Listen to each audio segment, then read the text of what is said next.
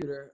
What's up, people? Welcome to a brand new MMA Roasted Podcast. We got the originals are back, the OGs of the podcast.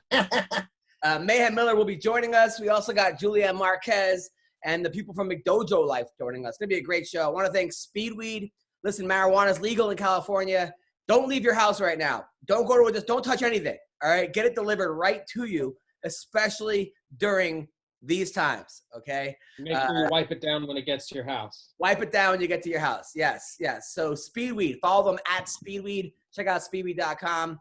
Greg Wilson, how are you? How is it? I'm good. You look more showered now that you haven't left the house. I actually, well, because I knew we were doing this. Okay, you know, we were saying before we started the podcast, we were saying how like I magically somehow managed to wake up and still get nothing done. Yeah. It's amazing. With nowhere to be and nothing to do, I still get nothing accomplished. But knowing that I had this to do today, I actually got up and, you know, did a light workout before this and got a shower in. So to be honest, this is the most accomplished I've felt at noon this entire time. Wow. That's, well, you know, you look good. You look healthy. You look happy. Now, you were on a roll. People always like, what happened to Greg Wilson? You guys haven't fallen out? The answer is absolutely not. You canceled 3 weeks in a row because you kept getting auditions. And then now you were probably the hottest your career has been right before this happened. I mean, it was going really good. And then but talk to us about some of that. What have you been doing? Well, you know, I mean, that's the thing. I mean, I had so many things going. I had just gone through a process where I was up for one pilot, but I was still under contract with another pilot. And then that pilot did not go forward with that network. And so then another network wanted to pick me up. And we were in the final stages of coordinating that contract for another major pilot when this whole thing disappeared. Like we were on the precipice of launching that. And then that fell apart. And also, you know, I just shot a recurring role on a new series that was about to be launched for ABC that now is on, they don't know, they can't launch it. You can't do a marketing campaign. You can't do PR. You can't do billboards. You can't, all the stuff that goes into launching a series can't be accomplished now. So I totally disagree, Greg Wilson. Kind of came to a stop at the same time. But you also did Narcos, right? Yeah, and I got cut out.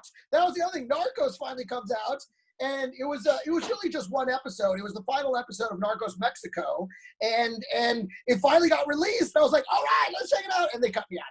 So you changed your name to Greg Romero Wilson, your real name, to become more Mexican. You booked Narcos Mexico, and they cut you out? Well, that's pretty much what happened. That's show business. It sure is, baby. But you know what? I got paid. I got to go to Mexico for a week. I got to shoot with, you know, it was still an amazing experience. But yeah, I got cut out of it, kind of burned. But then you also had that Craig Robinson show. Yeah, it was called Ghosted. And, you know, that was the other thing. That was another great show that I wish we'd gotten a second season. But the president of the network got changed. And the new president came in and axed all the shows that he didn't bring in and created all those sitcoms that they had that all fell apart. All those sitcoms wound up getting canceled. So, I mean, that was another job. The good news is that we get used to this. Hey, listen, at least you got paychecks, you're working, and you're finally getting some success because, honestly, you are one of the funniest people I've ever met in my life. You're definitely top 5. Thank you, brother. You know I feel the same way about you. You. No one zings like fucking Adam Hunter, man. You are always right back, man. You can always tell that you used to be 96 pounds because your comebacks are right there, Brown. Thank you very much. And Mayhem, how are you, man? Why are you wearing sunglasses inside? Oh, my God, bro. I had the roughest night last night, bro. I got in a fight under the bridge. Wait, what? Wait, what happened? Yeah, I don't know. I just decided to spar somebody under the bridge last night, you know what I mean? And I tweaked my back. I gave him the business, but, you know, this coronavirus, you know, you got to hide your workouts. You know what I'm saying?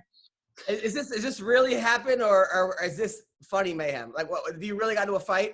Bro, what is the difference between funny mayhem and did that really happen? But like, I don't even know. A jail cell. Why were you under a bridge fighting? I just told you, man, because you got to hide your training for everybody thinks that you're going to infect them with the coronavirus. I went out in public yesterday and everybody was crossing the street when they saw me coming down. It was like I was a fucking pit bull. But that happens. Yeah, but I don't think that has anything to do with the coronavirus. Oh, okay. Yeah, that's true. I was wearing like seeing Jason Miller coming down the street. Well, I was like, you know what I mean? I don't know. I think this shaved head, and it was a bunch of Asians. You know what I mean? And I tried to talk to the black guy, and this black guy just fucking ducked out on me. He's fat. I was like, hey, cool, fat black guy, what's up? But, you know, I thought I was going to have like a JJ from Good Times kind of vibe with this dude. But instead, he just got scared and ran away. And then I remembered, oh, yeah, I got a shaved head. I'm wearing combat boots. You know, this dude thought he was about to hate crime. All right, so Asians are running from you during the coronavirus. That's I know. I'm like Godzilla. All right, so you went to work out. You went to work out under a bridge. Yeah, so I'm kind of tired. Sorry I'm late to the show. No, it's okay. Yeah, but like I have my student. Okay, I'm saying it all funny, but I thought it would be really cool and Kumite-like to do a training session underneath the bridge and like, you know, and like it just score some heroin, do a workout. Sure. Nah, bro, come on. Well, I mean, maybe, but listen here. Even the heroin dealers are so scared of the coronavirus that they're like, you know, chewing newspaper and fucking hiding in their dens. You know what I'm saying? Okay. Hey, listen, I won't order cocaine because I'm like, that would be the worst way to get coronavirus. Greg, we all know that you are made of 45% cocaine. Come on, yeah, bud. I know. You look like El Chapo. My reserves during these times of trouble. Yeah. Stop digging into the fucking cake mix, bud. Okay. We gotta slow this down, Mayhem. I really want to hear the story. So last night you were training someone underneath the bridge. Yeah. And what happened? Nothing. I was just making an excuse for being late. Oh, okay. I'm just sore as shit right now, bro. I'm sore as shit, to be honest. But what's crazy about you, Mayhem, is that your true stories are 100 times crazier than the lies. And the made-up story. Like, you can't even make up a story. I know. You can't write the shit. And the worst part is I forgot 45% of them. You know what I mean? So it's like, son of a bitch. And then someone has to reignite a damn, you know, neural storm in my head for me to remember the shit, you know? And then. So 3 days ago, Greg, he told us a story how first he like met a guy at a bar. The guy wanted to do a podcast together. They were both drunk. Mayhem shows up at the guy's house the next morning.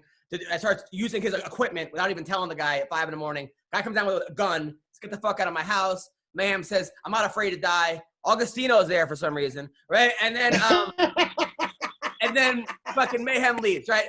Cut to 3 months later, the guy calls Mayhem up and says, hey, man, let's do a podcast. Sorry about pulling the gun on you. Let bygones be bygones. Mayhem shows up. He's never did a podcast. The guy tries to stab him, right? So the guy takes out a knife. The guy starts stabbing Mayhem, right? Mayhem does a Steven Seagal move, puts the guy on his head, then knocks out all his teeth. The guy calls the cops, and Mayhem does not snitch on the guy. So these are the kind of stories you've been missing. Wow. Yeah, the guy didn't call the cops. Someone else called the cops. But when the cops asked me what happened, I was like, I don't know. There you go. I don't know. That's a tough guy answer right there. That real, you know, I was thinking about it. You know, Tyron Woodley was talking about, you know, he's from the streets. That's some shit that carried over from the streets that I like, you know, rat. Like, come on, rats get stomped out. Yeah. But you grew up in North Carolina. Sort of, yeah. On a military base. Yeah, government housing. Then moved to Georgia when you were how old?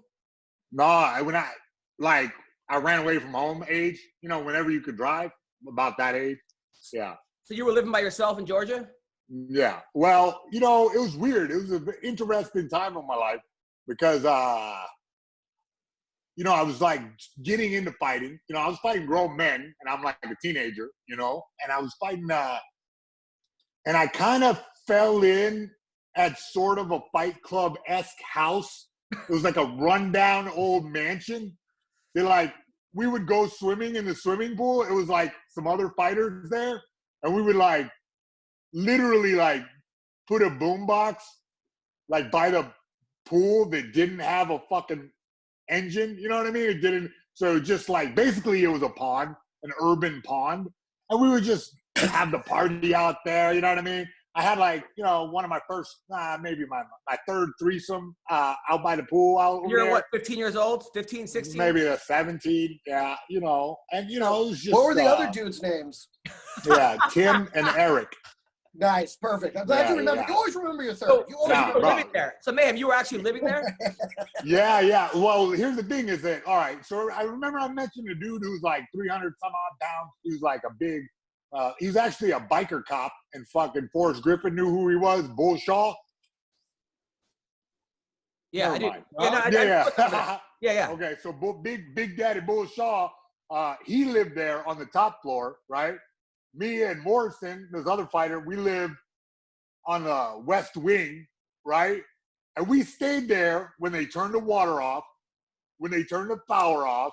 Yeah. We would take a bucket from the pool, you know what I mean? Take a bucket of water, and after you shit, you gotta, you know what I mean? Country boy will survive.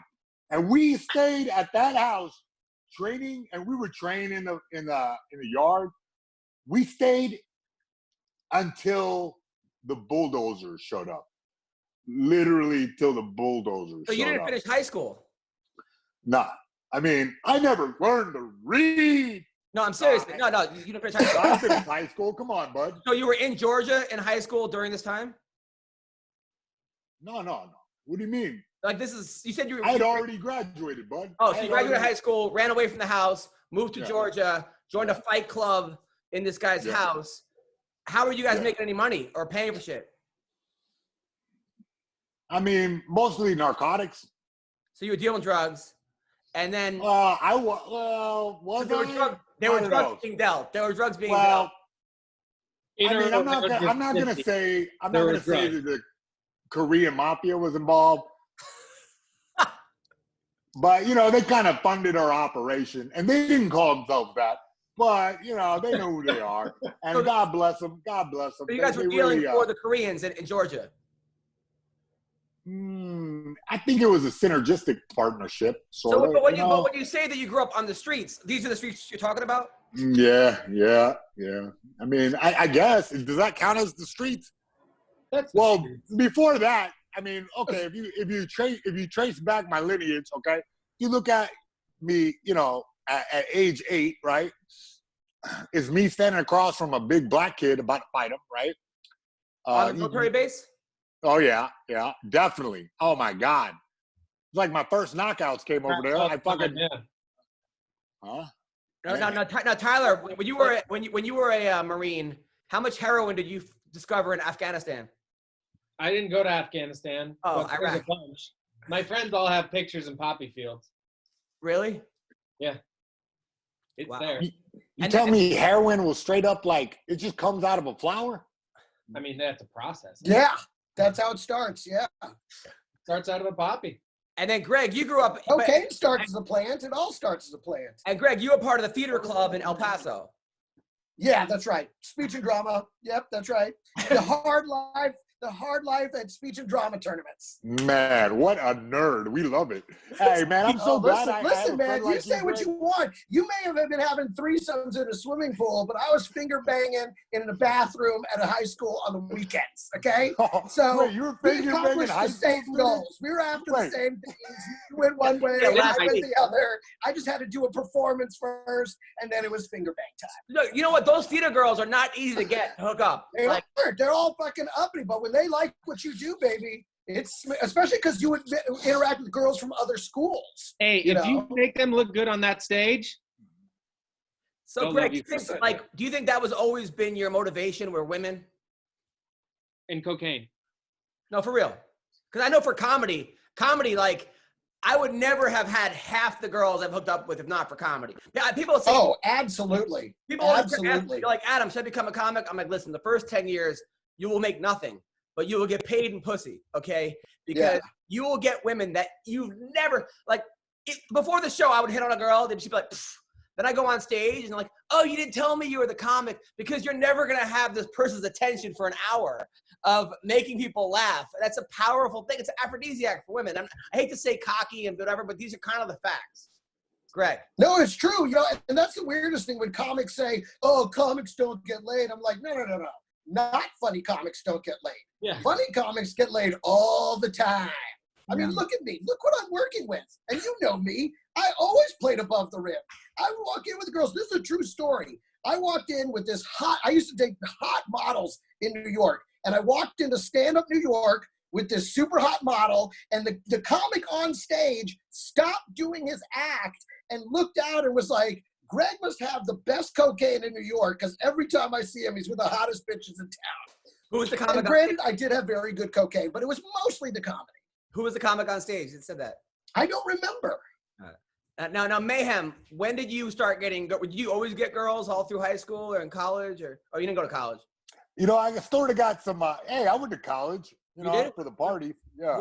So he walked through it. He found the party. Bro, I was on the quad, bro. I was on the quad slinging dick. Yeah, but I feel like having a personality, that comedy thing that you guys are talking about, you know, having a personality goes a far way. Because listen, man, I know I ain't the handsomest devil on earth, all right? Welcome to my club. But, yeah, like Greg, I can, you know, spot a joke here from time to time. At least be likable. When did you decide intros? When did you come up with that thing? Because you obviously had the best intros in MMA. Man, here's why. I decided that when I was like a little kid, kind of. Like, I was like, man, do you see how the Undertaker walks out? Oh, my God, Hulk Hogan would just go. You know, that sticks in your brain. You get like, I don't know, something about your neuroplasticity where you're like, your brain gets like hardwired to enjoy a certain thing and imagine yourself. And, you know, when I was like, I'll tell the story another time, but I met Hulk Hogan. Huh? You can tell it right now. Fuck it. You know what? I remember, man. We went to go, my dad was in Iraq, part 1, right? And at the elementary school I went to, all right, on the base, they were like, in the after school program, I think. No, yeah, it was. They were like, all right, we're going to meet Hulk Hogan today. And I'm like, what? Like, kablamo. It just exploded my little, you know what I mean, mongoloid mind. And we went on this long bus trip, right? And I was like thinking about, man, what am I going to say? What am I going to say? What am I going to say? You know, I was doing the cool kid thing, acting cool, sitting sideways in the bus seat, you know, when you go over the fucking bumps, you jump real high. I was doing that maneuver, right? But I was acting cool, but inside my mind, I was like, what am I going to ask Hulk Hogan, man? I got so much to ask him. How did he slam Andre the Giant above his head? Oh my God. You know, how does he get this big? Like, I want to be tough like him. I want to be strong like Hulk Hogan. And I was just building it up, man. We got there. Hulk Hogan has left. He went to the next venue. So what happened? The daycare instructor must be the equivalent of the modern day MMA fanboys. He got all the kids back on the bus, and we chased Hulk Hogan down to the Air Force base. Okay, it was like 15, 20 miles. This adult made sure that us kids got to, you know, go all the way to the Air Force base, and we get there. Now I'm built up, bro. I'm like, what am I gonna ask Hulk Hogan? Okay, because I'm only gonna have a second to meet him. So what should I ask? Okay, so I ran down the list in my head, you know, supplements, you know, what type of what's his favorite technique? Yeah, well, you know, but I was only 8. Come on, bud. Like, right. You know, I was ready. 6, when I was 8, I was ready. I think the next year in school, I found out what blowjob meant. Before that, I thought it was like, you know, you like spit on the dick, which is kind of right by today's definition. The girl spit. Kind of starts that way. Yeah. But anyway, man, I was thinking for hours, like, as long as it's taken to tell this story about what I was going to ask him. And, man, we get into the auditorium. This is just big rotunda, man. Like, the Air Force got better shit than the Army, I think. I don't know. Maybe I could be wrong. For sure. But, yeah, but we went up. Oh, okay. Thanks for the confirmation.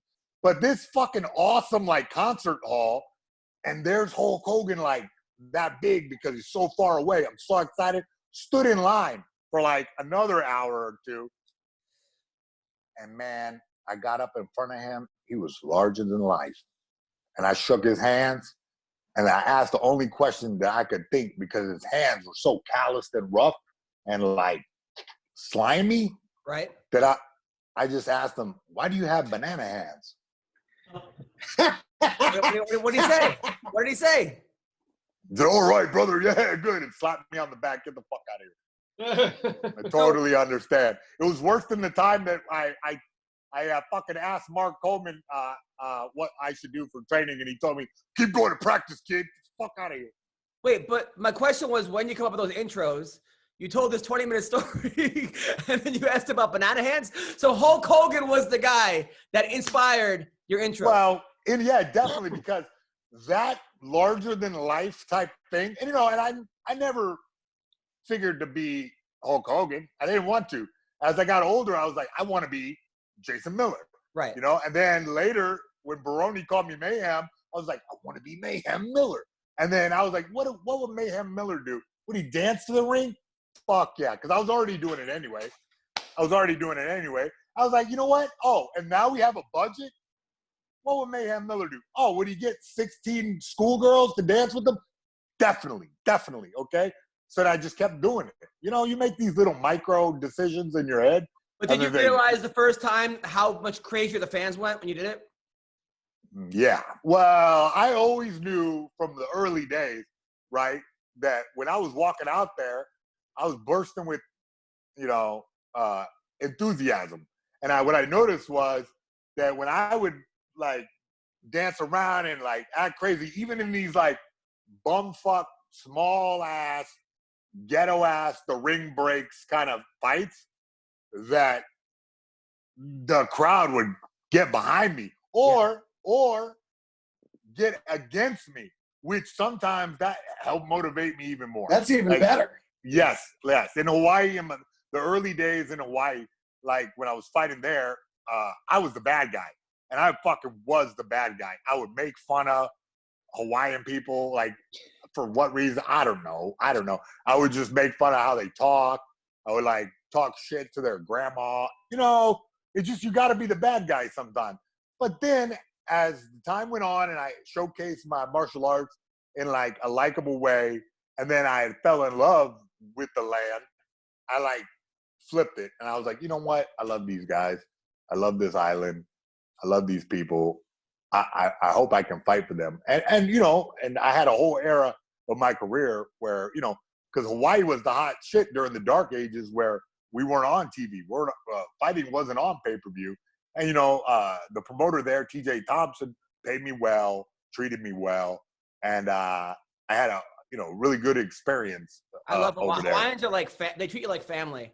They're the most. Not at first. Not when you're fucking calling them, coconuts and, All right. So Mayhem, Greg, Tyler, our guest right here is the guy from McDojoLife. He's got a huge fan base on Instagram and YouTube. McDojoLife, we got that guy. He's making tell me nothing, bro. He's making a documentary on fake dojos, right? On people that are frauds. On has he seen the one at your house? Yeah, pretty much. So talk to me. First of all, I don't even know your name. I just know you as McDojoLife. Oh, yeah, man. It's Rob. Rob, so talk to me about what you're doing. So basically, like, I've been running McDojoLife for like 8 years now. And I call out fakes, frauds, and phonies in the martial arts. Con men, guys who are pedophiles, guys who, like, lie about the belt rank, fight record, stuff like that. And, like, over the last 8 years, I have not run out of content. I post one thing every day, no matter what, for the last 8 years, and I haven't run out. And so people are like, they always give me the whole, you should go into those dojos and beat them up. Like, first of all, that's fucking retarded. Because if I do that, what are the odds that they might not be just simply better than me? Just because they're a pedophile doesn't mean that they can't, like, whoop people's ass. So, like, especially if you're 5. Yeah, or like, let's be honest about it too. Like, what does that actually solve? Like, if you beat them up, then what? They're still going to exist tomorrow. And right. So, like, my idea is, well, why not make a documentary and just show the public how relevant this really is and how many people around the world believe this shit? Because, like, it's pretty big. Like there are so many con men because there is no regulating body to the martial arts. Yeah. There's nobody in charge of this shit. You could be like, I could open up Rob's all-you-can-eat Chinese food emporium and kung fu buffet, and like, you come for the kung fu, you stay for the egg rolls. But I could open that. Bro, you know what? I want to get in. I will give you $100,000 for 10% of your company. Really? I didn't know I was on Shark Tank. Fuck yeah. All right. We have this all-you-can-eat Chinese food buffet. Like, the servers come out, teach you a little technique. You open up the fortune cookie, they punch you in the face, and the fortune. Bro, I'm on board. You know what? I'll work tables. But hey, but back to your. I'm a terrible waiter. All right, but back to the site. So back to business. All right. So how do you expose these frauds, phonies, and pedophiles? Like, because I feel like you're doing the Lord's work right there. And martial arts is a strange thing because some of my students, like, after I teach them a few things and like make them feel good, I mean, they look at me like a god, right? And I'm like, dude, you're doing the work. I remind my students, you're doing the work. You're putting the effort. That's why, you're succeeding. Don't put it all on me, But I can see how in the wrong hands, this power of martial arts can be wielded negatively. So how do you bring the guys to life? Well, 9 times out of 10, it's just as simple as just doing a little bit of research that most people don't know they're supposed to do, because a lot of these owners, they hide behind the old school mentality of honor, integrity, and all that crap. And then when you get there, they kind of sell you. And so you're sold. All right, cool. This is going to be the best martial art for me ever. But then you run into people who you didn't really do a lot of research on simply because they got you to trust them early. And so you don't do your background research on them because you're like, oh, this is a trustworthy person. I have to believe what they have to say. They're a sensei or they're a professor or coach, whatever, right? And so the average person doesn't know what they're really looking for in terms of a martial arts studio. And like when you start looking at like the business side of things, right? If I were to walk into any martial arts studio, the phone script verbatim would be, hey man, I'm looking for karate. And then if they're teaching jiu-jitsu, they would look at you and go, oh, what is it about karate that you like? And then whatever you say, they're going to turn it back around on you to get you in their class. Wait. Let me grab a pen. I'm opening a gym. I don't know. I don't know if I should be taking notes. Is this okay. a fucking corporate call? We're yeah, we got this on. We're recording. I forgot. All right. So they're like, obviously the first guy that comes to mind is that guy that had like the fake power balls. Like, oh my God, yes. That dude's name was Jack Hogan, and he runs this thing, or ran this thing because he's dead as shit now. He ran Jack Hogan International, and he convinced people they could knock people out with his mind, kind of like George Dillman, you know. And we want to laugh at that shit because we're in the martial arts and we know what is and what is not. But like if you look at places like Indonesia, I mean, it's like ingrained in their culture. This thing called Tenaga Dalam, where I've seen them run over kids because they thought the power of the chi would save them, and these kids died just by being run over by a truck. Run over kids? Yeah. They're telling them they can stop a truck with their mind, with chi. Yeah. Yeah, I think that's more like some X-Men shit right there. I don't think that's a martial arts bro. thing. But bro. here's my question, right? But here's my question, right? About it. Here's my question. Okay, so I understand like the guy who goes like this and the person falls down. Why are people falling down? Like I never understood like the 20 people in a row that fell down. Like It's like wrestling. It's coordinated. but like did you ever interview those people? Like how do they? Yeah. So for the documentary, there's a guy. His name is Lewis Martin. He wrote a book about being in a martial arts cult, and he wound up working his way up from being a student all the way to being like the head instructor of their headquarters. And he talks about how like he had this moment of clarity where he realized he was like shoveling this crap down students' throats, even though he had an epiphany that it didn't work. But it was his paycheck. And of course, like any other cult, that's his social structure. Those are like his friends now and who he considers his family and his mentors. So like it probably took, I think, about 8 years for him to get to that point, but then he got out and then he wrote a book about the whole thing. So we're going to be interviewing him. What? Yeah. Okay. I got some questions for him that maybe you should take some notes to ask. Okay. Yeah. Why did he jump out? Right. That's a question. Right. Why did he like just suddenly, you know what I mean? I couldn't see. Probably because he realized it was a con. Well, no, but I'm saying, but he's been doing it for 8 fucking years, okay? You think that the Tiger King would have walked away from his sex cult? Yeah, I don't think so, bud. They had to drag. No, but away. like that one girl walked away from the other guy's cult, the sex cult that he had, because she finally woke up and was like, this is a fucking cult. So she walked away from it. I mean, sometimes you have an epiphany that you're part of a cult and you walk away. You know what? As a cult leader, I do recall some people every once in a while getting hip to the game and taking off. You know what I mean? I get it. You know, there's got to be some strategy for retention of your psycho followers. Well, that's what Scientology lives on, is fucking retention. Oh, bro, don't say that, bro. Your fucking career is over. Hold on. Might as Tyler, well say Tyler, fuck the Jews. Tyler. Yeah, like first, you start as a student, right? You sign up for this class. It's your first time to like work with the instructor, and okay, you're gonna fall over now. What's that thought process where they're like, well, this is supposed to work. So well, it's a gradual process. So it's like, you know, like for instance, let's talk about like one technique that almost every martial art teaches, right? Like a basic front kick. Like Muay Thai, they call it a T, right? Taekwondo is like snap kick or whatever. But it's in every martial art, right?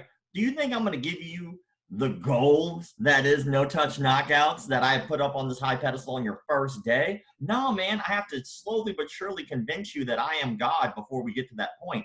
And then once I do that, then it's so much easier for me to convince you of pretty much anything, because I've built the structure around you. Like, well, I've seen, like in his book, he talks about like why he left. And he said basically he left because there was an instructor that used to be with him that left the school. Yeah, exactly. And I'll tell you what that's called. It's called fucking hypnosis. Yeah. Like when you watch these people, you know, and I think the stand-up comedians here on the block will vouch for this, that when you get a room full of people and you're talking in this rhythm, and then suddenly everything makes sense, people are hypnotized. I've seen it where, like, nobody cut me off on comics. MMA Roasted. Adam didn't cut me off. Greg Wilson didn't cut me off. You know why? Tyler stayed silent. You know why? Because we're afraid. Oh my God!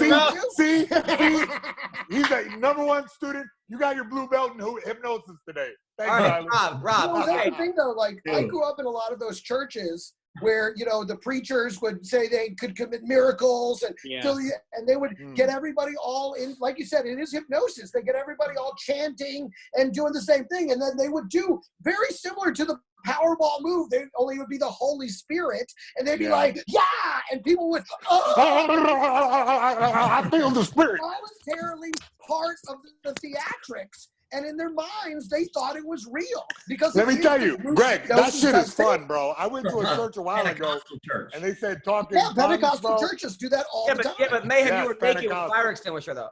Yeah, and it was a blast. Right, so fucking, hey, you don't know how to have fun, my friend. You're right. Yeah, you have. I've laughed more hanging out with you than I have in a long time.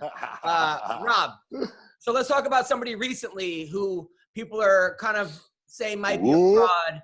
Diego Sanchez's coach. You're talking about Fabia. I already know you're going to say Fabia. Joshua Fabia. Talk to you about this guy. So he has a video on his personal page before he made it private. And the video was 8 minutes long, and it was entitled "The Most Interesting Man You've Never Met." And he hired someone to narrate this video. It's still on there if you can find it. He hired somebody to narrate how great he was in the third person. And so it's the greatest thing ever. It's like Joshua Fabia walks into a room and everyone lights up. And it's shit like that for like 8 minutes, right? Oh my God. Hey, wait. Before you go on, Greg, Adam, will you guys please write me a legendary fucking thing? And you can include the church incident. You could include, you know what I mean? Any story I told, and you can embellish it as much as you want. But I want Greg and Adam to write my most interesting man you've never met video. Please, guys. I'll pay. Oh, this is going to be delicious. Yeah, I know. Oh my God, yes. I trust you, brother. All right. I'm sorry, Rob. Go on with your analysis of No, shit, fuck that. Fuck what I have to say. I want to hear this. No, Rob. You're the expert at bullshitsu, so let's fucking get down to business, because this fucking thing with Diego really stresses me out. You know what I mean? He's a strong fighter, strong-minded, and to see him kind of be hypnotized feels kind of weird. Well, what really sucks is like he started writing about like suicide on his Instagram stories and stuff because everybody's like attacking his instructor, cult leader guy.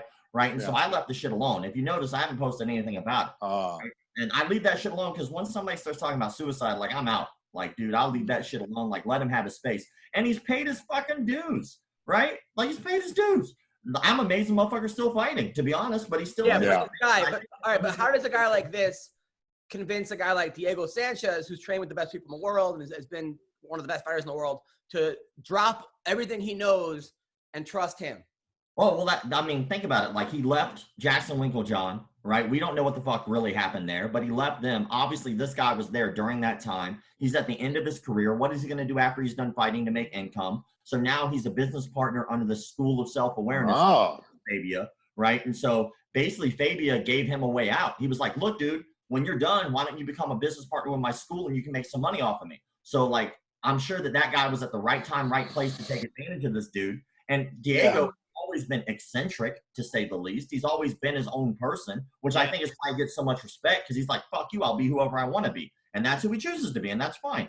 But I think he had the right personality type at the right time for this guy to come in and just kind of take advantage of that. And so it's really like Adam with Mayhem. Yeah, and like every woman and me. Yeah, I'm kidding. So, as far it's as not actually that hard. Like, it's not that hard to brainwash a new student. Like, my sales percentages right now are about 75% for anybody who walks through any studio that I ever help. And because I know what's called the 5 objections. Like, pretty much almost anybody here can fall for the shit. Like, you know, it's basic standard shit, but like all these people use it to take advantage of people to rip them off financially. I could use those same things to turn it around and try to help people. It's all intent. That's the only difference between like a studio and a cult, is like the intent. The leader wants to help you, or he only wants to, like, you know, like, fuck your bitch and then take your money. Like, so you're making a documentary exposing these gyms, but how are you not going to get sued by these gyms? Who gives a shit? Just because if it's right, it's right. Why should I care?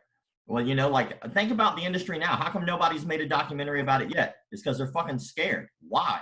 These people, like, there's a guy right now, his name's David Arnbeck. He raped a 15-year-old girl in his home. He runs 3 MMA gyms right now where he still teaches kids because he got a plea deal. Am I supposed to worry about, oh my God, if I say his name, I might get sued? Or should I just say it because it's the right thing to do?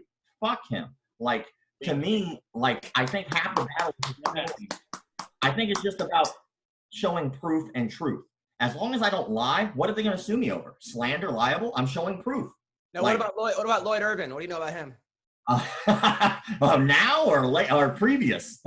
Talk to me about it. Keenan Cornelius days, where like the rape allegations were flying and he was running basically a cult out of that house. Is that what you're kind of talking about? I just know that his name comes up as like, and then the word rape comes up, and he was going to rape somebody allegedly. I don't know. I'm actually asking you about it. It's not a good combo to have come up. No, well, I mean, so like during the time that Keenan Cornelius was like a part of that particular team, basically they had a house where all the guys who were a part of the team kind of lived. And it was kind of like, some studios do that shit from time to time, where you kind of like live there and train at the studio in exchange for whatever the exchange is. I don't know what the fuck it was. But, you know, during that time, of course, it's a whole bunch of guys in their young 20s, if even that, hyped up as being some of the best in the world, because the team truly was. I mean, they were doing really, really well. They were winning all these gold medals, Abu Dhabi shit, all that, right? And so their ego starts to get the better of them. Next thing you know, all these dudes who only work out and fucking talk about killing people with their bare hands, and next thing you know, you add a couple hot bitches, what do you think they're going to do? They're going to do gangster shit because they were raised to be gangsters. And so, of course, like, you know, I think that most people are in their right mind would not go rape a woman. But apparently that was something that had come up during some type of a party that they had. I can't sit in there and speak because like I was there, because I wasn't. But I can tell you that there were allegations of that. And I can tell you that Keenan Cornelius' father, who was Tom Callos, who was a really famous martial artist who's been around for a really long time, wound up getting a message, I think, if I remember correctly, in the middle of the night from Keenan. And Keenan was like, dude, I'm out. Like, I can't be here anymore. And Tom Callos went and picked him up and took him out. And I guess during that time, there was a lot of red flags as to that being a cult, the way that they were treated, the way that they were taught to be. I mean, that shit happens all the time, though, to be honest. Think about how many martial arts studios have instructors who don't get paid and still have to pay their dues. Like, that's bullshit to me. You basically have a slave and who you've convinced to not pay you and to pay them. You know, I'm gonna work for you and pay you full price. I can't wait. Okay. You know, about the journey. this type. Exactly, yeah. Like, cause I done that, you know what I mean? Coach for free and like, you know, been part of the team, and you know, I don't even think I ever paid my dues. But still, you know, I you know, like it's for fighters like me, I've done it too, where it's like, yeah, I'll teach classes in exchange for not having to pay dues.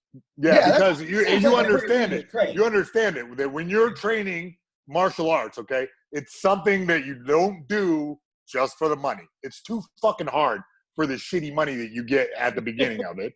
You know what I mean? And when I was telling the story earlier, when I was living at the fight house and having threesomes with fat chicks at the damn pool, okay, I was fighting for like $100, $500, like, you know, and I was at the gym like all day anyway. So fuck it. Here's a mop. Go mop the mat. You know. Here, you know. Here's the thing. And in order to succeed in martial arts, you need this singular focus. And there's no way for that many people working like an army to not be a little bit of a cult, a little bit of a clique where the outsiders are the enemy, because they are like that's you know, they are. Think about how long. Like, there was a gym down the street from Jacare when I was a kid called Obaki. They were the enemy. Why? I don't fucking know. I don't even know these guys. But they do a different style than we do. So therefore, our cult is like over here, and they're. But then once the gym went down the drain, we absorbed some of the fighters from that gym and became brothers with them. So there has to be some type of like cult mentality for everybody to progress quicker, to everybody to be quicker. And these scumbags, fucking rapists, are like, they're just taking advantage sullying martial arts with this fucking objection. You know, like earlier you talked about you know, honor and bullshit. Nah, bro, that's a serious thing. You know, the code of Bushido. I think every gym should live by the code of Bushido. Well, I think my problem with it is that I think that when you're actually doing it and following it, like, you know, walking the talk, it's different than hiding behind it. And I think that that's what a lot of these con artists do, is while they're taking advantage of people, the reason you can't question them is because that's not respectful or that's not honorable. I don't think that stuff's bullshit by all means. I think that it's important. Okay. But I will definitely say that I think there are definitely gyms out there, and that's how they kind of work that brainwash. You know what happens? It happens at comedy clubs. We see with bookers that take advantage of female comics. It's anytime there's a power structure. So when is this documentary coming out? Well, the coronavirus like shut down almost all the goddamn gyms in the United States. So, no, just throw a chi energy ball at the coronavirus. It'll fucking work. Trust me. Listen, Asian's been coughing in my mouth all day. How many gyms do you plan on exposing in your documentary? Well, as of right now, we have 7 on the books that have agreed to be filmed.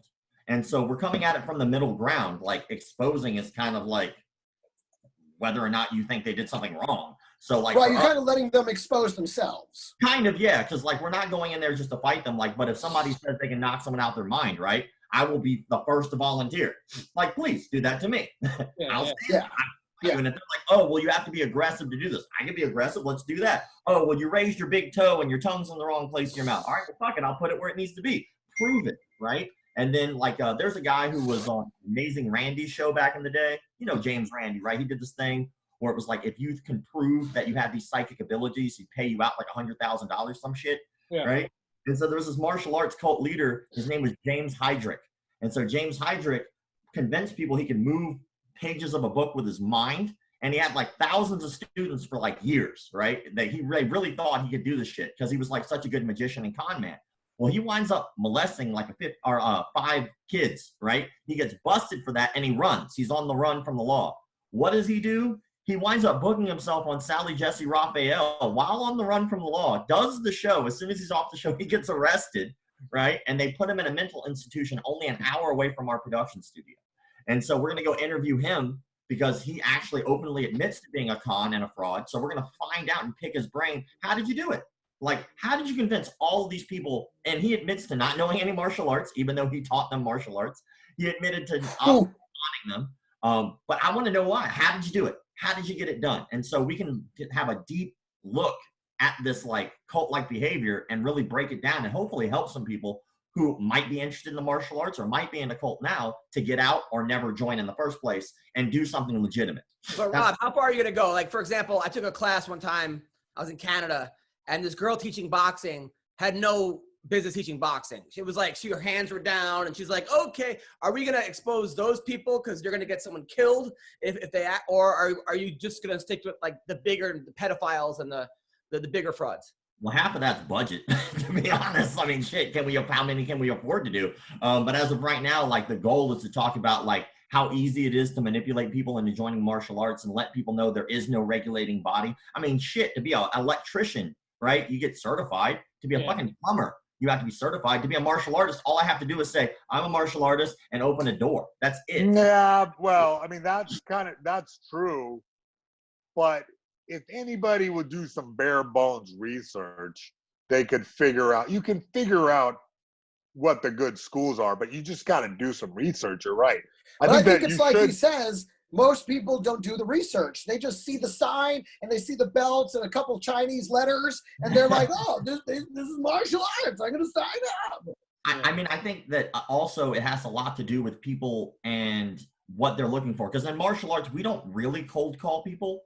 Like, people typically come to us, right? People call us, hey, I'm looking for kickboxing or whatever it is, right? So whenever you get there, like, sometimes the atmosphere and the way people talk to you is everything. So, like, for instance, there's something called the 5 objections. We kind of touched on it earlier, which is what people say instead of saying the word no. So most people are afraid of conflict. So they don't tell you no when it's time to sign up. They say, I don't have the time. I don't have the money. I have to think about it. I need to talk to my spouse or it's too far away. So if I'm a salesperson, right, and all I'm trying to do is get them to sign up, all I have to do is just say a couple sentences and I can get around all that bullshit within the first 10 minutes before I even sell you, and you've already almost signed up. Like, if you walk in the door, I'm like, hey, man, my name's Rob. Steve, right? Cool. Nice to meet you. You come from home or work? Oh, well, I live right around the corner. Well, now you can't tell me it's too far away. I go, okay, cool. That's awesome. How long you been thinking about doing something like this? Oh, man, I've been thinking about this for years. Who coached you in this verbal jiu-jitsu? Well, that skill right there is actually from Bill Clark. So Bill Clark runs ATAs. So, like, if anybody in most martial artists know him as, like, the money guy. So if you ever take, like, a business seminar on how to run a martial arts studio, Bill Clark's name usually is what pops up. Or the Martial Arts Industry Association. Back in the day, it used to be NAPMA. Now it's Maya. But there's, like, whole organizations that do nothing but handle the business side of martial arts. Yeah, it's basically the martial arts of the business. It's you know what I mean? It's like verbal. Well, those are traditional sales techniques. I mean, anyone that's ever done sales, the first thing they do is go over what the standard objections are going to be, and here's the script for how to address those objections. I mean, that's standard sales for pretty much for any industry. Rob, what are your thoughts on the Gracie Online Academy? I mean, I don't mind. Like, to me, it's just basically like YouTube. My problem is like when you give out belts online. Yeah. Like, that's what. If you want to go watch the techniques on YouTube and then try them out with your friends, who gives a shit, right? They're there. Try something out new. Learn some techniques or whatever, right? But I think the real issue is when you start giving out belts online. It's like, why? Wait. You know, I'm gonna disagree with you there. Here's why. Because I feel like if with the technology that we possess today, and you got a training partner, and you can show me your Instagram video that you know my 33 techniques for blue rank certification, which is coming soon. I'm telling you, if my students, even online, can show me these 33 techniques, you're good enough for this level. I disagree. I think that that's the way to do it. Like, I think that today you have a reach. Look at us. We're fucking jabberjawing. I don't know where you are. Where are you? Florida. He's in, same difference. He's in Florida. We're all in Southern California, you know, and so we have this technology. I'm definitely learning a lot from you right now, you know, and I feel particularly how to answer those 5 objections. Oh fuck! I gotta write these. I gotta go back and study this podcast. Yeah. But so, like, I mean, the thing is too is like, who the fuck am I? I'm just some guy online, right? Like, I basically make a living now, just like calling out people who are like basically ripping people off and robbing them, right? But like, at the end of the day, people can do whatever it is that they want to do. I think half the battle is labeling things correctly. Like if you're doing like some martial art in which it has absolutely no self-defense application whatsoever, who gives a shit? You know, who cares?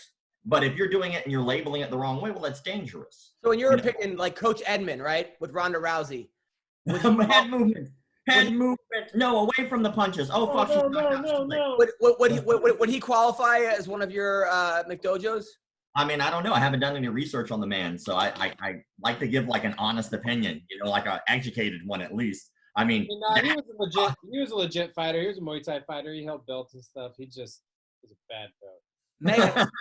Mayhem, in your experience, how many McDojos have you run into? You know, to be honest with you, I would kind of avoid them. But one time in Vegas, right, when I was living and training in Vegas, I saw a Kung Fu school. And I was remember I told you I had a bunch of gangsters corner me in the Nationals of Wrestling? Yes. I was with those same gangsters. And we were like, yo, they were like, oh, shit, Kung Fu, Mayhem, get at him. And I was like, yeah. And I jumped out the car, right? And I was like, fuck yeah, I'm going to fuck up a Kung Fu guy today. I'm going into – because back in high school, like, I literally would go to McDojos and try to fight everyone. And nobody, you know, I mean, like, everyone was scared, you know. But when I went to this Kung Fu school, right, this dude, like, smiled. He was very gentle. He was, like, a nice guy. You know, he was a lot smaller than me. I think I could have ripped his head off, you know what I mean, and made him eat his own ass. But after 15 minutes, me and my gangster friends were walking out the door with schedules, smiling. Kung Fu works. Wait, did you actually this motherfucker, bro, I signed up for fucking 12 months. I couldn't get out of that contract. But Mayhem, bro, he overcame all my 5 objections, right? And then he snapped me down to a front headlock and took my credit card out of my pocket. No, did you actually? Amazing. No, hold up. Kung Fu works. Did you actually spar him? No, motherfucker. No. He convinced me that he was fucking awesome, and I love that guy, and I hope he's succeeding today. So Kung Fu works. How do you know? But you never actually went up against him, though. Bro, I knew I could fucking murder him just on size alone. Yeah, exactly. Yeah, he fought with his mind. You're missing the whole point, as usual, Adam. Adam, let me just point out, on MMA Roasted, you flip between misunderstanding me completely and, like, explaining all my jokes to the audience. Are all our audience dumb? No. I think you just represents the world at large at that point. Obviously not. I just sometimes your stories are like, yeah, and then yesterday I walk in, I got shot 19 times, a grenade goes off, and a dog bit me. And then, like, as if that's what happens to everybody. So I go, Mayhem, please explain why you got shot 9 times. And then you're like, oh, well, what happened was, and then I want people to understand. Sometimes, like, what's normal for you isn't normal for everyone else in the world. I'm beginning to realize that. Anyone else in the world. Yeah, my bad. Tyler, you're a brown belt. Have you ever encountered any McDojos in your career? No. I mean, I haven't, like, walked into any places just out of curiosity. You're not an asshole like me? Oh, okay. I just started later in life. So by the time I would be able to do anything, I was already 30. So it's like, you know. Yeah, you're already a decent human. Yeah, I took Krav Maga, and for a little bit, I won like a free 6 months of Krav Maga, and I enjoyed it. But I did kind of wonder sometimes they would give out these plastic guns to like soccer moms, and they were like, okay, when someone pulls it out on you, take this, go like that, catch the gun, and shoot the guy in the head or something. And I'm oversimplifying it, but I was like, yeah, I'm not sure if this is really a good strategy to be teaching people. Bro, they would say first. Bro, I told you it works. I told you on the podcast before. I snatched that fucking gun out of that little dude's hand. But I didn't notice. I didn't mention he was little at the time, but it works a lot better if the guy's little. Okay. Well, they always miss the first step, which is shit your pants. Step 1, you shit your pants, and then step 2, you start to disarm. I think and obviously I think Krav Maga is awesome. I'm just saying that sometimes you do watch those videos that you put up where the guy or that woman will be instructing people, and they have a gun, and they're like, "Oh, just go like that," and then fucking catch the gun, and you're like, "Hey, my favorite one, bro, is I saw it on like John Wick yesterday or the day before, where somebody fucking armbar somebody with a pistol right in their face. I'm like, oh my, he just flying armbars the guy, right? I'm like, yeah, that's brilliant. I want the fucking barrel pressed right against my fucking cheeky, and hopefully he won't bisbee my fucking eye out. Well, John Wick isn't traditionally known as like a documentary. So. Yeah. John Wick is my favorite documentary. Part 3, Parabellum. Listen, Rob, it was an honor having you on. Where can people find you and support? Are you kickstarting this or Indiegogo or? No, we actually finished our crowdfunding. We got like 2 investors to hop in, and we got like $20K for the documentary for the crowdfunding, which I'm super appreciative of. Because I mean, shit, without the community, there's no point of doing this shit anyway, because it's for them. So I'm glad people got behind it. But they can pretty much find us anywhere. McDojoLife. On Instagram. We just got our Facebook removed for a copyright issue. I'm fighting that right now. But when you piss off people, sometimes they fight back. So fuck them. I'm gonna keep going anyway. Keep going, brother. Fight the good fight. Keep going. We love it. Well, Rob, good luck with everything, brother. Good luck. Thanks a lot, Rob. Appreciate you, dude. Yeah, that was super interesting. All right. That was crazy, man. I've been following that page for like 2 Me too. years. It's fucking Everybody has. I know. amazing. It is good. Yeah, it's so weird that you know what I mean. Like that still exists. With real fighting the way it is, and UFC on the damn television, and the internet pumping into everybody's homes. Always that same answer too, where it's like, oh well, this stuff it's too deadly. They can't use it these techniques in the cage. Like, okay, boomer. Yeah, but you can. Well, if you remember, if you guys remember when UFC really blew up, MMA dojos also blew up, where there was like one on every corner there for a minute. And I remember seeing that. I was like, where did all these instructors come from? It's a tale as old as time. It's because like they would say that like a lot of the Brazilians, they got their black belt on the airplane over to America. You know what I mean? And I'll attest to that. Like there might be some truth to that, because I've seen instructors that like when I got to California, there was a couple of Brazilians that I was like, yo man, I could whoop your ass. Like, and I'm only like they're probably 18. Like a new purple belt. They know that's what I mean. They know the technique, but they're not. Yeah. So it's like a weird thing, and so it's a tale as old as time. I'm sure in samurai times there was like, oh, he's stupid. He don't know real technique. This guy make a joke. You remember pressure points were the big thing? There was like, there were like 6 parts of your body you could do, and the guy will be dead in 3 seconds if you just karate chop the guy's neck like this. No. Let me tell you, motherfucker. I karate chopped a man's neck, knocked him the fuck out. Yeah, that shit is real. If you shot the dude's carotid artery, this is what I mean by the way, Mayhem. Perfect example of when do you karate chop a guy's neck and knock him out. You've been hitting me with the fucking. I don't know. Are you fucking with me? Do you know that I have all these stories? Adam, I'm gonna send you a video right now. He keeps teeing me up. When did you karate chop a guy's neck and knock him out for real? Fuck Atlanta, again. This dude was getting after me, and I just like had seen the video or something, Sensei Steve. What do you mean a dude was getting after you? Like where were you? Like in a bar, and outside of the club that I worked at, And then the guy fucking came at me, and I hopped back because I was like, I didn't want to get into it with this guy. I'm at work. I hopped back, but he came charging after me. I just gave him that one on the side of his neck, and he fell the fuck down. I was like, oh. And like, like. And then you shot a fireball. And then you fireball. I Hadouken this motherfucker. Well, how come in the UFC you rarely see guys karate chop necks? Because the dudes in the UFC got tough ass necks, and they're ready. This dude was not ready for that. I wasn't even ready. I just did it on a whim. You know what I mean? So if you have your neck tight, in the throat in MMA, the new rules, like you can't. But I mean, you could try, right? Strike to the throat, exactly. Yeah. But like at the same time, like if you're in a good stance and you got good technique, your fucking jaw is down and it's part of your neck. You know what I mean? Like it's part. Yeah, it's it's only like gonna a work muscle. if your neck's like relaxed. You can't. If you're like stuff, hanging out, just if you're hanging out like this, yo man, punch me in the fucking neck, bro. Yeah. Well, Nah, didn't Askren get knocked out? It was like to his neck, right? That flying. Kinda, yeah. I Yeah. remember that. You're right. Yeah. You're right. Yeah. I mean, but that's also a fucking knee coming.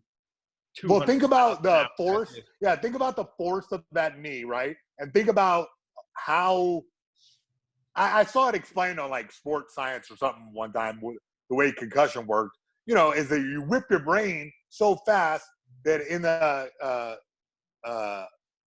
there's a fluid. I almost had the name. I'll do some research and get back. But cerebrospinal fluid. Cerebrospinal fluid, your fucking brain jiggles around and touches the side of your skull, and it's too much. And so you get knocked out.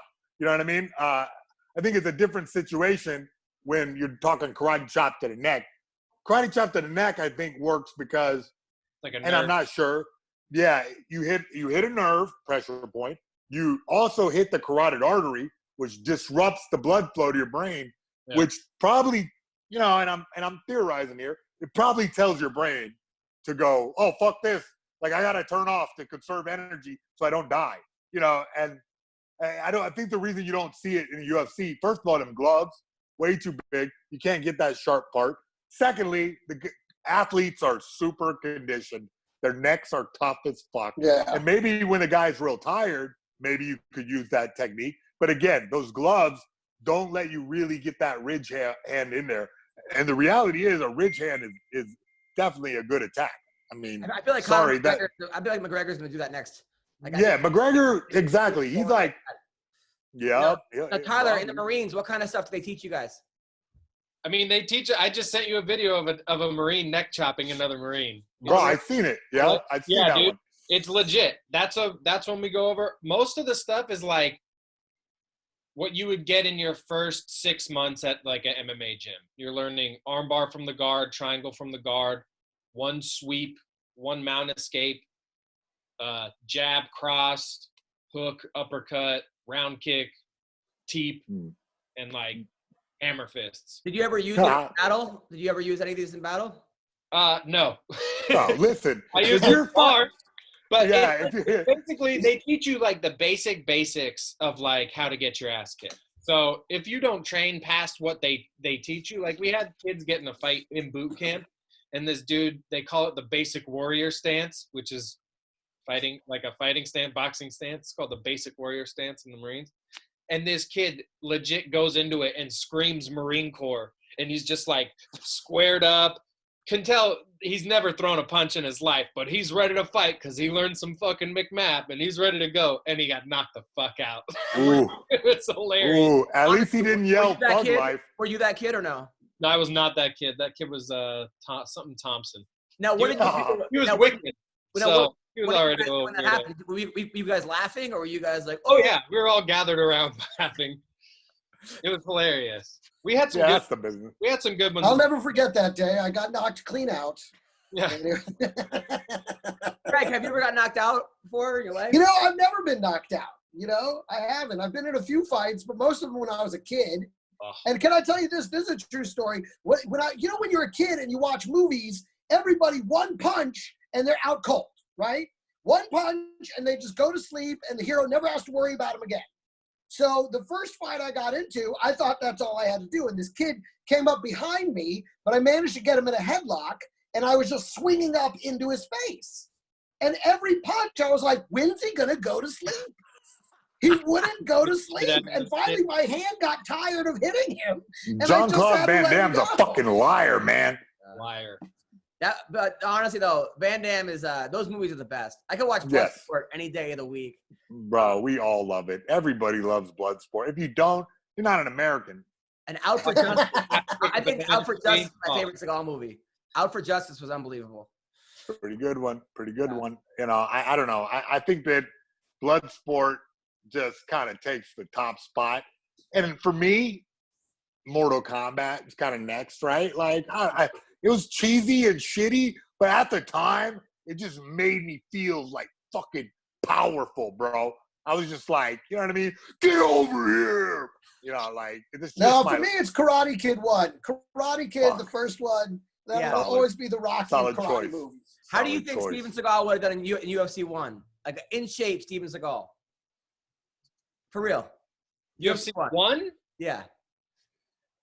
Might have won a fight. He might have beat the Taekwondo dude that kicked the fat guy's teeth out. Yeah, I give him high marks over Emmanuel Yarborough. I think that it's a good match. It's a good matchup for him. And you know what? Fuck it. Second round, I think that Steven Seagal best Taylor Tooley. I think that Taylor Tooley goes down. The Hawaiian art of bone breaking is definitely not something for Aikido. Okay, Aikido pisses on bone breaking. Shout out to my Aloha Warriors. So no offense. Also, the guy that the Jewish guy that Mark Coleman used to beat up all the time. They got one guy from Israel that was like, his name was like Noel, like Rosenberg or something. What's that guy's name? You know what I'm talking about? The one guy that had the worst draw. It was like him versus Mark Coleman, and then somebody else. It was like Chaim something. I forgot the guy's name, but I was like, Krav Maga guy. Well, yeah, it was a Krav Maga guy. He kept getting the shit beaten out of him every time, but he had heart. The guy had heart, but just wasn't the right fit for him. Yeah, I don't remember his name. Sorry, but you don't talk about that, right? If we would, but isn't most of the Krav Maga stuff considered illegal strikes anyway, like eye gouging? Not back then. Kicking in the nuts and shit like that? Yeah, but not back then. One, you could pull hair and kick him in the nuts. Oh, well, there you go. Yeah, that's how Royce beat Chemo. Just grabbed his fucking hair and held on. Oh, that's right.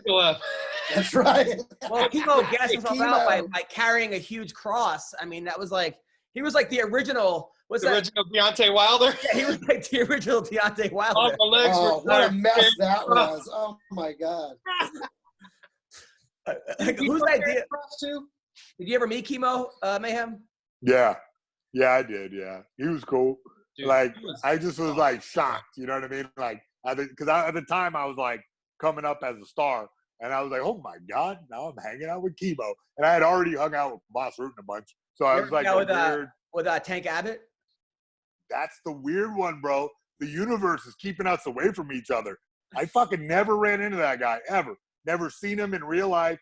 Never even heard about, oh, you just missed Tank Abbott. Never. Like, we're just like two, like, quasars that are polar opposite. You know what I mean? He was one of my favorite fighters, though. Like, he was like. For sure. This fucking fat guy, white trash look. I mean, oh, my God. We all love it. He was a legit wrestler, though. He was actually a college wrestler. I know, and powerful guy. Remember one time we got him a guest spot on Friends. One time I asked him, I hung out with Tito. I directed Tito in this, like, whatever thing for the MMA Awards. And there was a fight where Tank Abbott had to throw a guy over the cage, right? Like, which at that point, like, the guy's just going to walk back in the cage. Like, I don't even know the point of trying to throw a guy over the cage. And I asked Tank why he did that, because he trained with him. And he said, because in practice the day before, they were like, I bet you can't throw the guy over the cage. So like, he just tried to actually do that. That was no. Like, have you ever had any people bet you things before your fights that you couldn't do? Nah, I mean, bro, probably. I remember one time we ate spaghetti before the damn fight, right before, and I got on the guy's back and like burped spaghetti through my nose onto his back and my chest. Which guy was that? And then I went back to my corner, and I was like, oh, actually, I just stood up off the guy. I think he slept. Sean Kilgis. I got like this record online that doesn't reflect my true record. I got like 12 more wins. Like, it's a bunch of stories that I've yet to tell of like fights that back in the day when it was dark ages, no internet really. I mean, we had the internet, but it wasn't like today. So there was like a ton of these underground fights that I would do all over the South. And none of them are recognized, but I remember them because that spaghetti on my chest was fucking hilarious. And I pointed to my corner like, check it out. What is that? I'm like, spaghetti from across the fucking ring, and So I guess they bet me to eat all that spaghetti, and I won. Nice. Yeah. Nice. Yeah. Nice. Yeah, I got in a fight with a comic one time at a comedy club. I told you that story, right? No, wait. What? Please regale me. At the Haha, this fucking comic. Oh, the haha is a perfect venue to get in a fight. There was The a old comic- haha? There was Or the new old haha? the old Haha. Okay. This comic that was like a known bully, like a big comic, like done the Tonight Show 15 times, like, and he was going around telling everyone they stole his jokes. Everybody, he would try to, and he was like a thug. He did jujitsu. He was like a whatever purple belt or something, and he was like a Mexican, like just a tough dude. And, Rogan is not Mexican. Rogan is Italian and Irish. No, I said he's just a tough dude. I didn't say Rogan. Oh, it's not Joe Rogan? No, it's not Joe Rogan. Oh, you were describing. Oh, my bad. I My wouldn't bad. fuck You were with describing him so well, though. I didn't fuck with this guy either. So I went up to him. I'm like, hey, what's up? He's like, you did my joke on Last Comic Standing 5 years ago. I go, dude, I never even seen your act. I don't know what the fuck you're talking about. He's like, yeah, fuck you, blah blah blah. I just ignored the guy, right? Cut to like 4 months later, I do a show. It's like midnight, and I get off stage and I'm like, fuck, I gotta get something from my computer. I forgot a joke I wanted to do. So I go to my car. I get the computer. I come back. And I'm next to the owner of the Haha, Terry. I walk back in and I'm like, Terry, I'm hosting. I'm like, who's on next? It's the midnight show. This fucking guy comes at me and just sucker punches me. I don't even see him. Like, just hits me like right in my mouth, like 6 stitches. Boom, right? You shot a single leg. I saw blood and I was like, I'm gonna fucking kill you. I was having the worst week of my life. Like a family member was like on serious drugs. I did a college that a Christian college that like didn't tell me I had to be clean, and the promoters stole my check. I was just having the fucking worst week. I was working for Ellis Mania at Fuel, so I had watched 80 hours of fights, and then I had to log it onto an Avid computer. I had no idea what I was doing. I got hired for the wrong job. Just having a fucking. So I turn around, and I'm just like, motherfucker. I start fucking throwing punches like a fucking like Vitor Belfort, like pop, pop, pop, pop. And then like I'm hitting him. I'm hitting fucking other people, like because he's like running, and then he's drunk because his hands are down, and then he's like, come on, white boy. He's like, we'll dine in hell together, which is like a line from like 300. He says I stole his joke. He stole fucking Gerard Butler's joke, right? So then now Jack Jr.'s holding me back. This guy's holding me back, and I'm fucking throwing people out. I'm fucking like, I saw blood. I was fucking like, I'm gonna kill this guy. I'm gonna kill him, right? So then I somehow get away from people, and I had no hands though, because I was being held back. So I threw a knee because I couldn't. At that point, I was not in good shape. I couldn't throw a teep kick, and I missed him by this much. And then I was outside the Haha, and I was gonna like scale the fence and throw a fucking Superman punch over, but the fence was too high, and I was worried that I would get stuck on top of the fence, and then I'd be. So then I had to go to the hospital, get fucking 6 stitches. So then that was that. And then somebody called me up, like, hey, you want to do a podcast with him? I'm like, yeah, well, if he does a podcast, you got to get Gerard Butler because he took his joke. And if he agrees to it, then I'll do that joke. So that was that story. Man, the comedy fucking world. But the next day I was worried that all these like, because he was a big comic in the Mexican community. I'm like, fuck, all these comics are going to hate me now. So it was like Christmas time, quarter. I go to a Christmas party. Felipe Esparza is like, yo, he gives me a hug. And then Johnny Sanchez, like, on behalf of my people, thank you. Like, Gabriel Gracie, who like never talked to me in his life, was like, high five. All these people are like, I like took down this bully who was just going around punching comics. And since then, he hit like 3 more people. But the guy's yeah, the guy is a lunatic. The guy's he's a little Who the fuck is this guy? We're going to keep dancing around who it is? No. Come on, who is it? Nope, not gonna say his You name. don't even want to platform this guy. No. Who we got on the show? Marquez? We have Julian Marquez, by the way. Am I on? Yes. I've never You're been on on already, Zoom. bro. I don't. Listen, So, man, bro, if you don't know if this you're guy, taking a shit right now, wipe and fucking get out of there. Mayhem, I'll give you a little background good. on this guy right here. His nickname is the Cuban Missile Crisis, right? Love it. He was Nice. He was 8-1 in the LFA. He knocked out somebody in like 9 seconds. Like so who was the last one before the LFA? Fuck, I don't. Matt Hamill. Matt Hamill, 9 seconds, right? Hammered him. Then he gets picked to be Dana's White Contender Series, right? They put him up against John Jones's training partner. He was like a 9-1 underdog. All they kept talking about was this guy, John Jones's partner. This is John Jones. John Jones. This is the greatest fight ever. He's getting his ass kicked in the first round. I'm not gonna lie, right? Oh, yeah. Second round comes, hits the guy. He fucking hits him with that fucking 10-piece combo, knocks the guy out cold. Fucking head kick. Boom, right? Then the next fight comes on. Another fight where he's getting the shit beaten out of him. Fucking comes out, boom, knocking everyone out. Then he lost his last fight, but it was very close, right? So now he's in the UFC. He's kicking ass. Meanwhile, he works at Top Golf full time as Nice. on like the golf thing. And he's just a badass dude. One of the best guys I know. He came to my show in Kansas City with his grandma and his like 18 fucking Cuban family members. Like there was a raft parked outside. Okay, this guy is unbelievable guy. He just left. So, Julian, how are you, man? Man, I'm golden, dude. I swear I've never been on Zoom, so I thank you for that hype. I don't even know what we're doing right now. Neither do we, bro. Dude, it's just like I just saw like videos all over the internet of like people like in class on Zoom and some like funny ones where like a kid was actually like naked, didn't think his mic was on or his video camera was on. Yeah, I saw that. Or the girl taking a shit by accident, like during her conference meeting. Yeah. This is perfect, man. I'm just didn't want to be that person. It's okay. How are you doing though, man? How's are you able to train? Because you moved to Vegas, you were at Extreme Couture, you're there now, you're kicking some ass.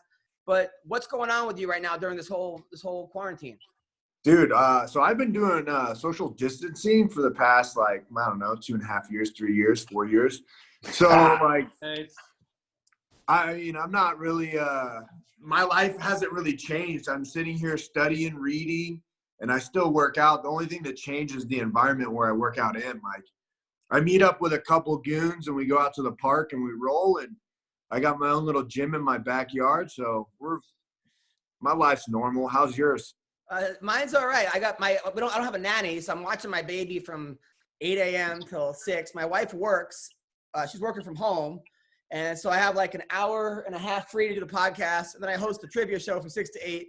But it's just been like, it's weird as a comic because I'm used to like leaving and being on my own and being free.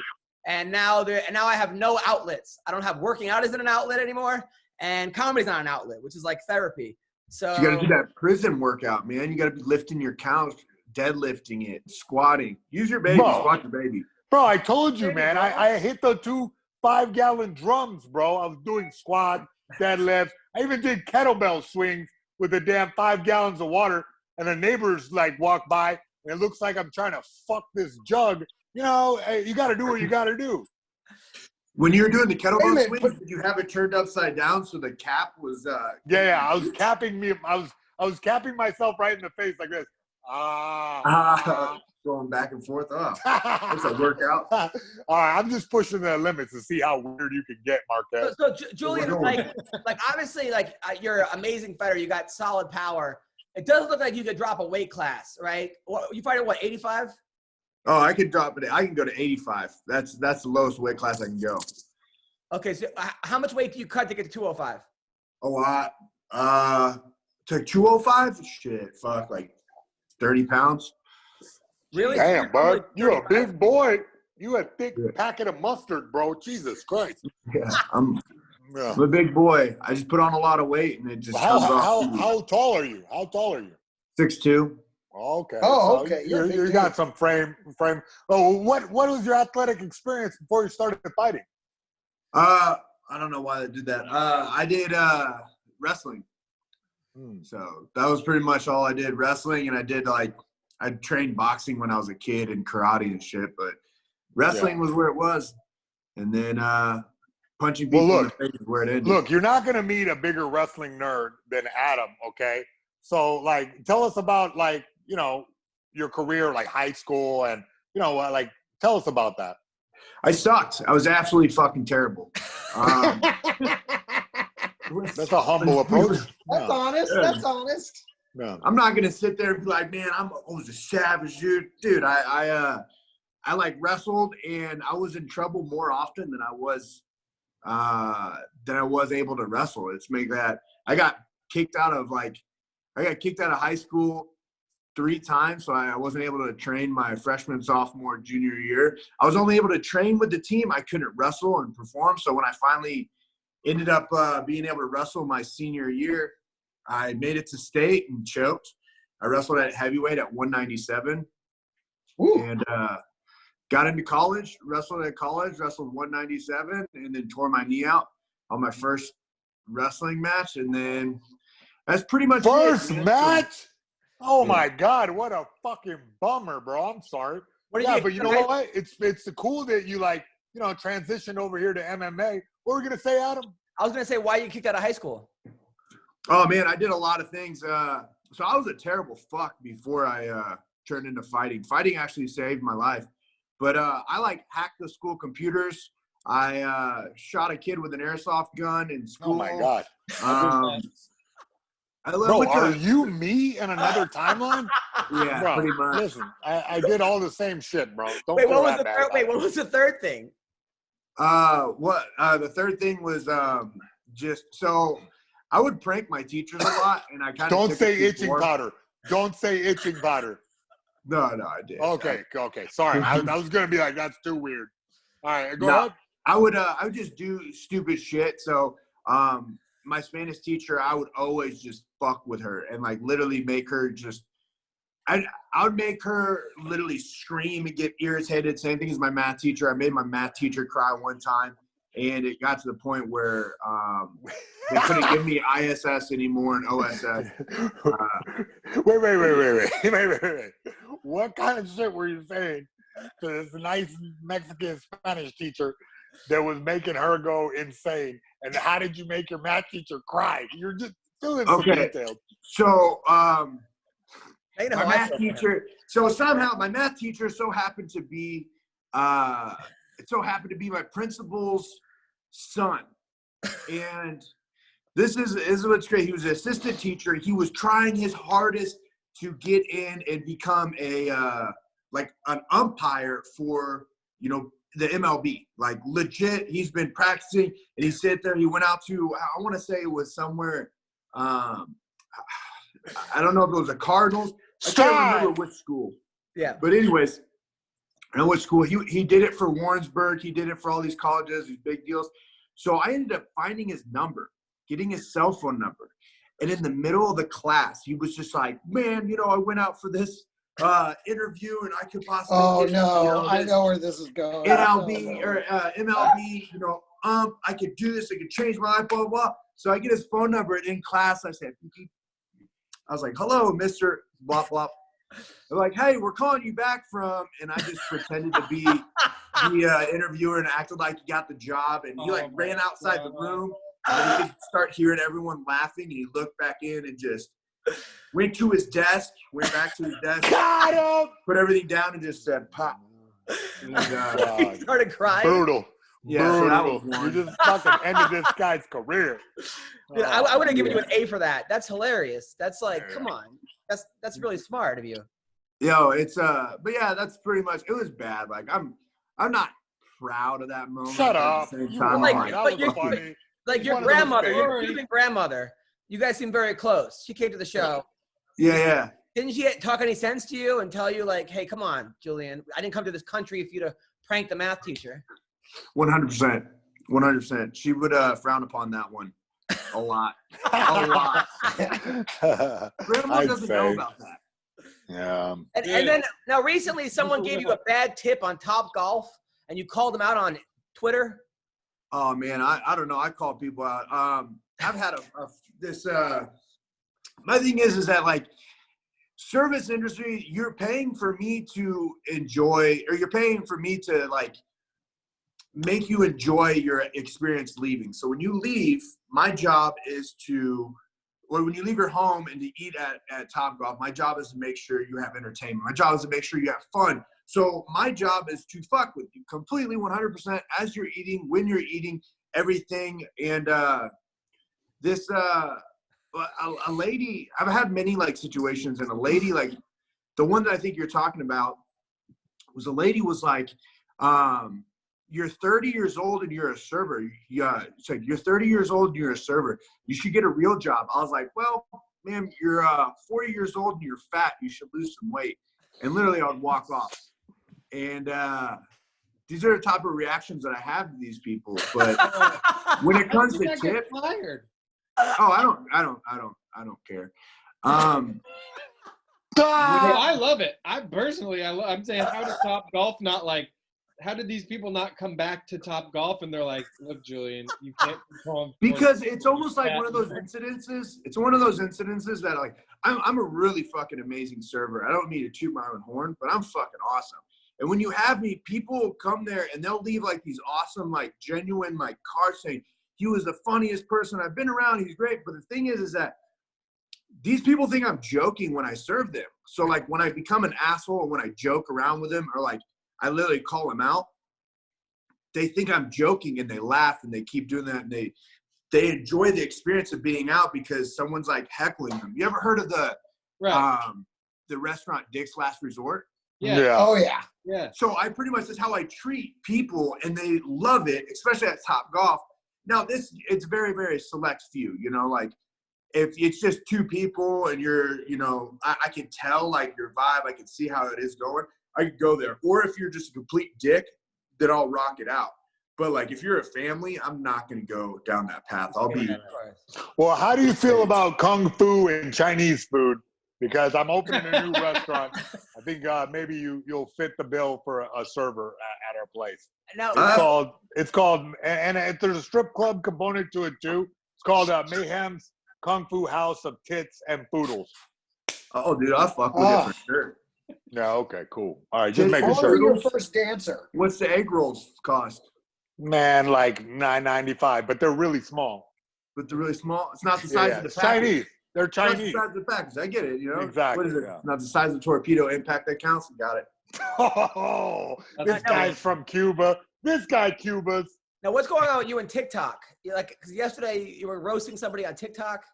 Yeah, dude. So TikTok is like a fucking awesome platform to just blow up, and it helps. I mean, I've gotten a lot of Instagram followers, and then on top of it, hopefully sponsors are start going into there. There's a lot of companies that have been using it to advertise because it's a big social platform.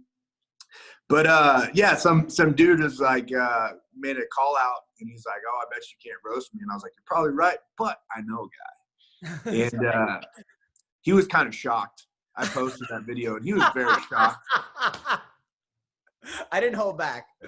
I did. I said exactly what you said. I just made it slow. And he was like, All right. "Oh, Wait, where can we check that out? What's your TikTok name? my TikTok name is J Marquez MMA 185."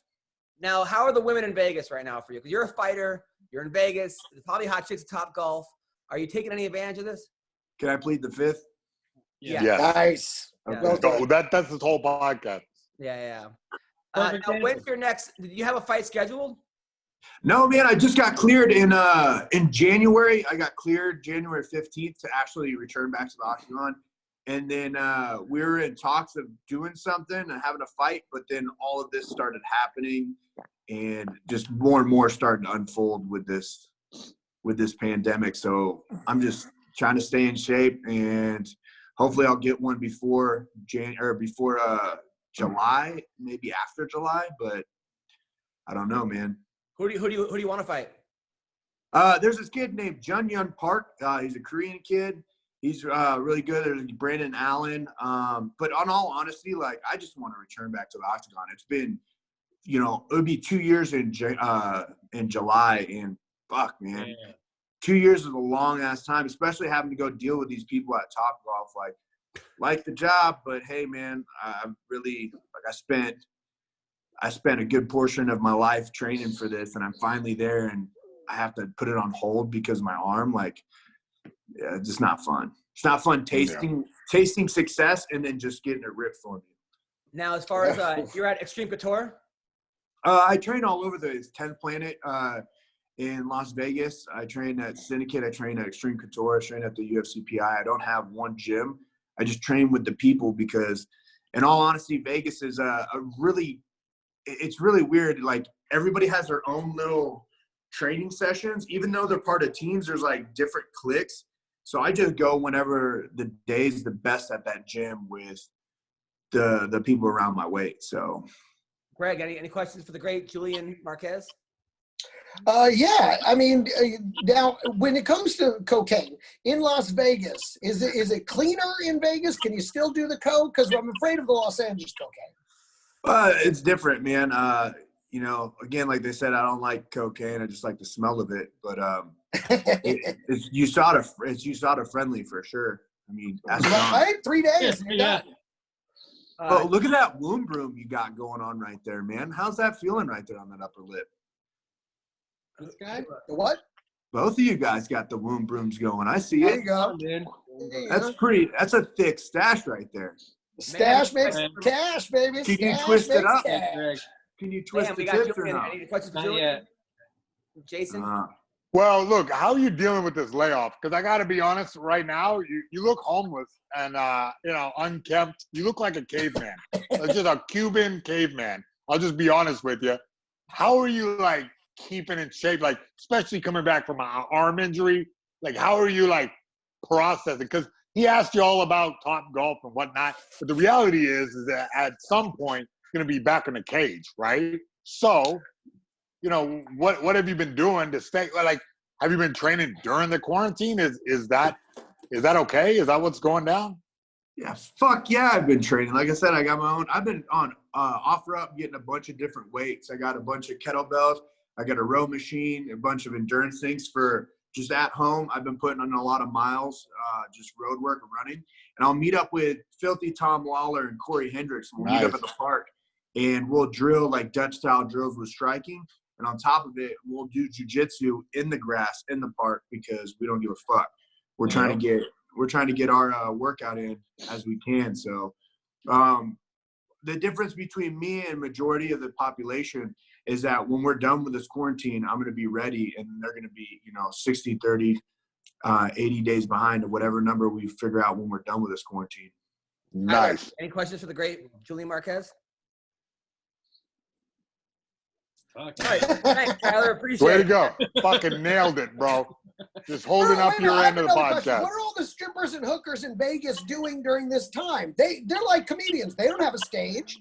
We're online telling our jokes online and shit like that. What the fuck are they doing? Are they just walking down the streets in their tiny little outfits and with nowhere to go? Or what are they? I mean, they made a thing called OfferUp. And not OfferUp, it's fans only. They're all on fans only. I thought you were like they're offering up that pussy. My bad. That's what I was thinking too. I was like, free ride. I saw they were driving them around. They had like one of the ad trucks with a clear cutout window, and they're on the pole driving down the strip. Dope. Waving like the Santa Claus in the mall. Yeah, Exactly. This is the future. I love it is. I want to go back. These girls are making those little websites and getting you to join their little parties. I've gotten so many invites to these. Hey, bro, let me tell you, for $40, I'll text you with the girlfriend experience. Dude, I see guys do it. I see male fighters with fucking. I saw a male fighter with a towel on his cock, going swipe up for my OnlyFans. Yo, man, Paige Van Zandt and her man are like doing fucking like weird food porn on Instagram, like. Wine glass, like I think he had his dick in the wine glass. Like they're wilding out over there. Yeah. I was like, God damn, it's too early in the morning to be looking at this pornography. Well, let me just page through it. Oh yeah, why? Listen, I'll show my butthole for $40. I didn't even realize. Oh my God, I will pay you $45 to keep that butthole contained. Wait, you'll show people your butthole $40, Greg? Is this fuck it? You know what? Fuck it. What's your Venmo? What's your Venmo? Let's see this thing. Let's see this chili ring. Come on. Yeah, let's get demonetized. All right, Thanks, Marquez. No. He'll do it too. Please, God, no. Oh no, I don't want to see Greg's asshole. No, I'm not doing it. I'm not doing it. We'll just edit it to make it look like he did. No. All you gotta do what I do on Instagram. I take photos and then I blur out my crotch area to make it look like I'm naked. So everyone, even MMA Junkie shared my post to say like top 5 fighters you want to be with during the apocalypse, and they had me there with all my naked photos. I think you should just cover it up with a Tootsie Roll. Yeah, it's too big. Too big. Goddamn, bud. I love this guy. No, he's super funny, and your fashion sense is ridiculous. You'll wear these like tight shirts, these tight like. at the fight, you look like, I can't even describe what you were wearing at the last fight. I'm imagining, like, we were remember so The drunk. Mask? Remember that movie, The Mask? And remember when he, like, turns into Cuban Pete? I'm imagining that shirt, the floral. My name is Cuban Pete. I'm the king of the rumba beat. He does, and then When it I'm was like in my tucked rock- in. He wears like tucked in with like lime green pants that are super tight. It's Nice. like you don't think guy that can murder you when you see you, but Yeah, I just like to be colorful. You know what I mean? I think I'm gonna have to dress up for the next Las Vegas event as Cuban Beat the Mask edition. Yeah. Hey, look Miller. here, man. Good, I think they dude. could Do do it. a lot for your brand. You're already the Cuban guy. And if we Uh. fucking connect those two, man, it's like a cultural type thing where everybody gets on the same page. Maybe you should look into it. how did you end up in Kansas City, by the way? My grandfather migrated over here in a way, shape, and form, and then worked for Ford, and Ford shipped him off to the middle of the map.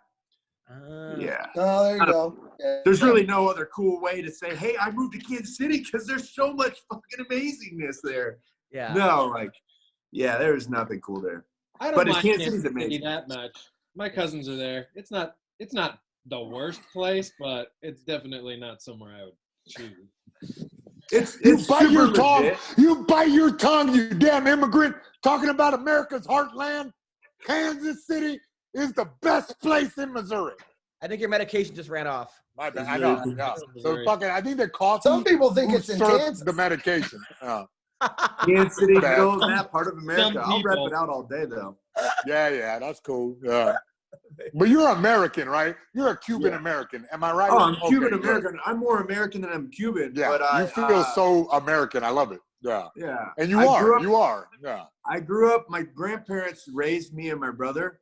So that's how we know Spanish. And then as we got older, I grew up in fucking Kearney, Missouri, Holt, Missouri. Population in my fucking hometown was 309. And when my little brother was born, I saw them change the sign from 39 to 310. Like, what the fuck? Wow. Bro, you just blew my mind because Kearney is where my family is. They got a farm and all that, bro. No, Which Kearney? Kearney, Nebraska, or Kearney?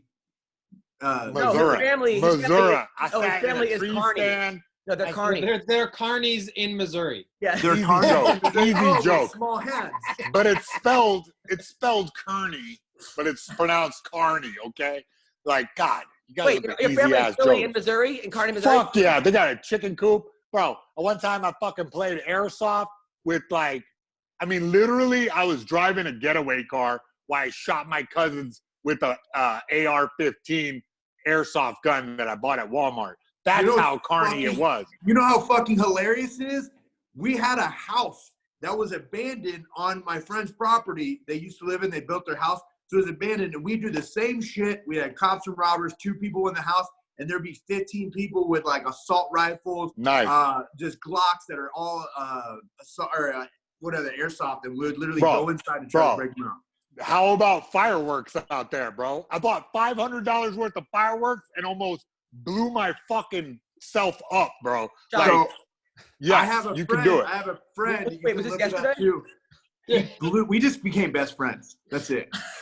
For sure, bro. We're bros. I thought I liked you. We're I becoming thought I best liked friends you, now? but now I really like We you, bud. are. Dude, we're Yeah, locked yeah. in. Dude, I killed Missouri. my grandma. Me too. Holy shit. Son of a bitch, don't even joke about grandma. This is what happens. This is what happens when you live in Kearney, man. There ain't shit to do, so Yeah. you find entertainment, and that's why you get in trouble. That's pretty much it. Yeah. If none of you guys have been there, I mean, obviously, about I'm gonna take Adam. I think I'm gonna take Adam to the country. These other guys, I don't trust them. Listen, I grew up Adam- in small town Texas. I grew up in a little town called Greenville, Texas. And, No, I don't want you you know, fucking my cousins, bro. You're like, I know shit, where man, that fireworks, dirty, BB you little guns, porn, shoot you little shit off porn all the star. time.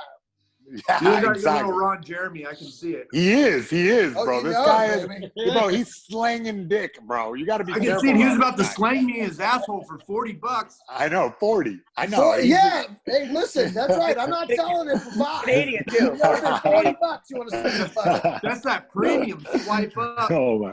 Yeah, I'll give you 0.5 Bitcoin. Well, listen, I got to get back to babysitting. You guys have been awesome. Julian, stay safe. Can't wait to watch your next fight, man. Mayhem, you're the best. Greg, Don't get sick. you, brother. Great to see you, too. Good to see you guys. Great show, MMA Roasted. Sorry, Goodbye. I'm a terrible interviewer and have Take no care. questions. All right, later, boys. See you, brother.